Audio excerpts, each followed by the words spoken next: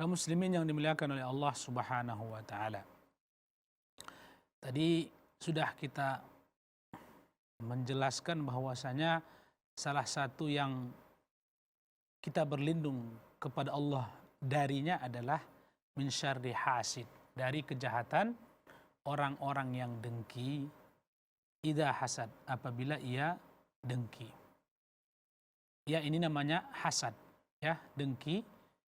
Dan kadang-kadang orang yang dengki tidak suka dengan kita, dia melihat dengan matanya, ya, dengan matanya tanpa ia sadari, tapi karena diiringi oleh rasa dengki, ternyata matanya itu bisa membuat seseorang itu sakit. Bahkan dalam sebuah hadis Rasulullah SAW mengatakan, termasuk ya yang banyak orang meninggal itu adalah dikarenakan penyakit ain, penyakit yang disebabkan oleh mata yang diiringi oleh rasa dengki. Kaum muslimin yang dimuliakan oleh Allah Subhanahu wa taala, namun dalam pembahasan kesempatan kali ini tentunya tidak kita perpanjang tentang penyakit ain. Namun ain itu adalah, penyakit ain itu ada dikatakan oleh Rasulullah sallallahu alaihi wasallam, ya. Bahkan kadang-kadang ain itu bisa dari orang yang takjub kepada orang lain, orang yang kagum. Ya, sebagaimana dalam hadis Sahal bin Hunayf itu pernah korban oleh Amir bin Rabi'ah. Jadi Sahal bin Hunayf ini membuka bajunya, kemudian kelihatan kulit badannya. Namun Amir bin Rabi'ah mungkin melihat kulit tersebut, dia kagum, kok indah sekali kulit itu. Mungkin Amir bin Rabi'ah juga pengen mempunyai kulit seindah itu. Namun setelah itu apa yang terjadi?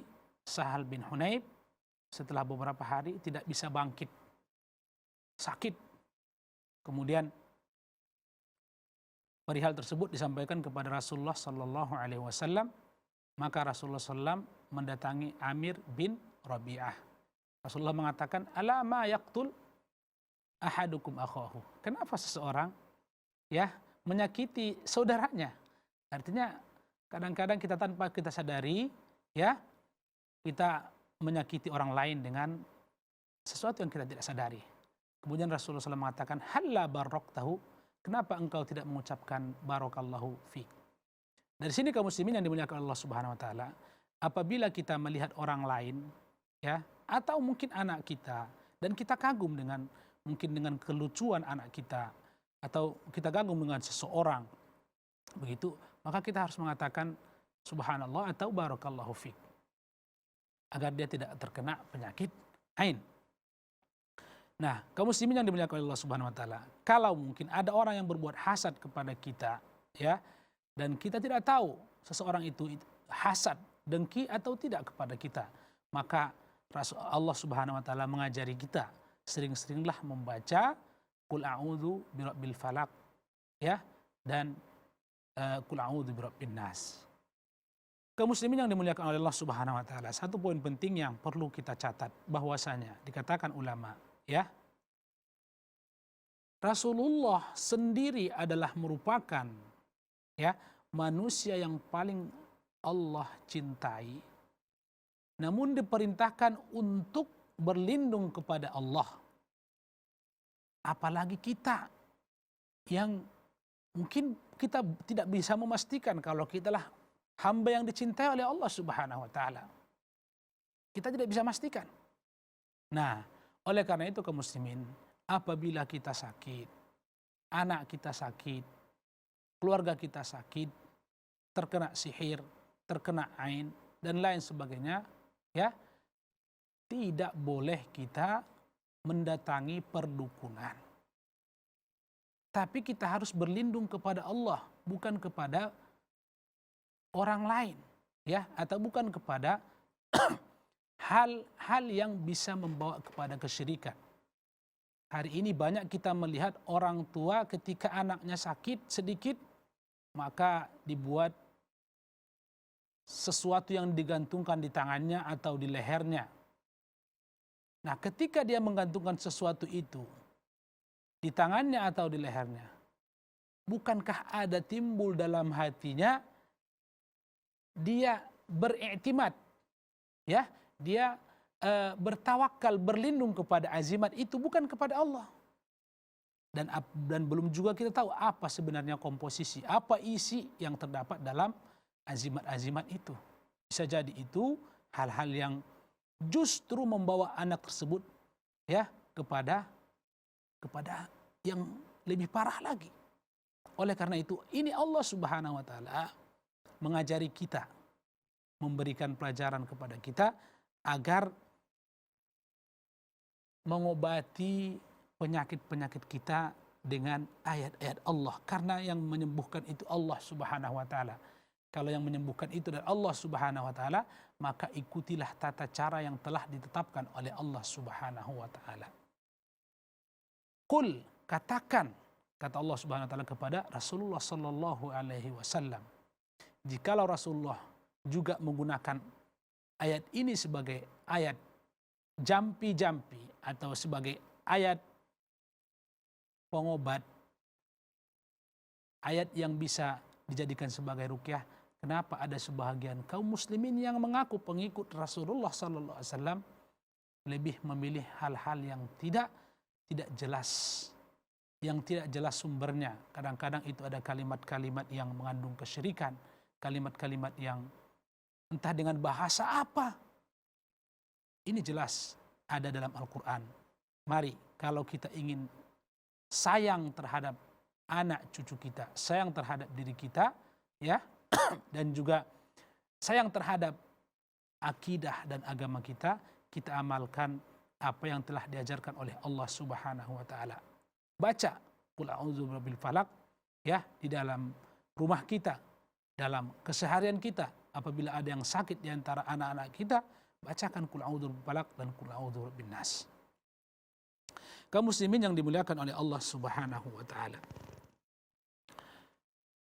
Kemudian akan kita lihat firman Allah Subhanahu wa taala surat An-Nas. Akan kita bahas, coba menggali surat An-Nas. Allah Subhanahu wa taala mengatakan, "Qul a'udzu birabbin nas." Katakan Muhammad, aku berlindung kepada Tuhan manusia, yaitu Allah Subhanahu wa taala. Malikin nas. Allah itulah merupakan rajanya manusia, yang mana Allah mempunyai kerajaan yang mutlak dunia dan akhirat. Ilahin nas, sesembahan manusia. Ini menunjukkan bahwasanya yang berhak kita ibadahi adalah Allah Subhanahu wa taala. Ya. Min syarril waswasil khannas. Dari kejahatan, bisikan-bisikan, ya, yang tersembunyi. Apa yang dimaksud dengan kejahatan-kejahatan yang tersembunyi tersebut, bisikan-bisikan yang tersembunyi tersebut?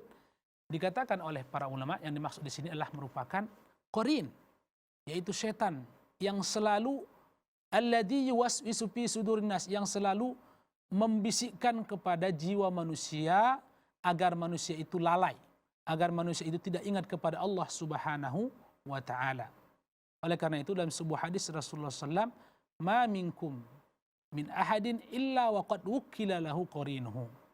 Setiap manusia telah diciptakan oleh Allah Subhanahu wa taala setan sebagai korinnya, orangnya, setan sebagai makhluk yang menggodanya sebagai ujian bagi dia, ya, dalam kehidupan dunia ini. Oleh karena itu kaum muslimin yang dimuliakan oleh Allah Subhanahu wa taala, Allah mengajari kita, bahkan memerintahkan kita untuk berlindung dari syaitan. Kaum muslimin yang dimuliakan oleh Allah Subhanahu wa taala, perlu kita ketahui sesungguhnya syaitan itu adalah musuh bagi kita, bukan kawan, bukan teman. Inna syaitana lakum aduwwun fattakhiduhu aduwa, kata Allah dalam surah Fatir. Sesungguhnya syaitan itulah merupakan musuh, maka jadikan dia musuh, bukan dilayani. Hari ini banyak kaum muslimin yang malah melayani syaitan dan menjadikan sebagai teman. Dengan cara apa? Dia tidak sholat santai saja. Dia tidak berzikir kepada Allah, lupa dalam berzikir kepada Allah Subhanahu wa taala. Dia biasa-biasa saja. Sesungguhnya pada saat itu ketika dia tidak sholat atau ada orang yang tidak berhijab, tidak menutup auratnya, tidak memakai jilbab, pada saat itu setanlah yang menjadi temannya.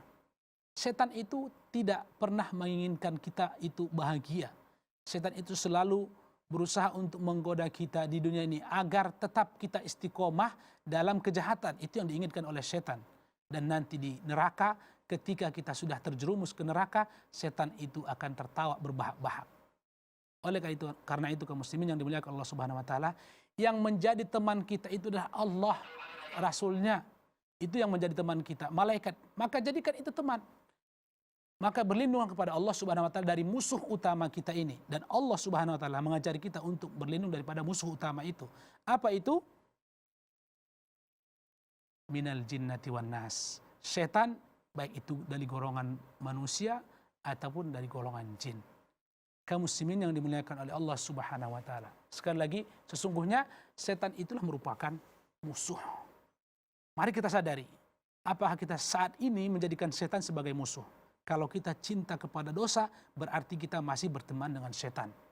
Kalau kita cinta kepada ketaatan kepada Allah Subhanahu wa taala, pada saat itu kita sudah bermusuhan dengan setan. Hati-hati, sesungguhnya setan itu selalu berada di samping kanan kiri kita. La ughwiyannahum min baini aydihim wa min khalfihim wa min aymanihim wa an shimalihim. Dari belakang, dari kiri, dari kanan, Allah Subhanahu wa taala mengatakan setan itu pasti menggoda manusia. Kaum muslimin yang dimuliakan oleh Allah Subhanahu wa taala, insyaallah akan kita lanjutkan setelah yang satu ini.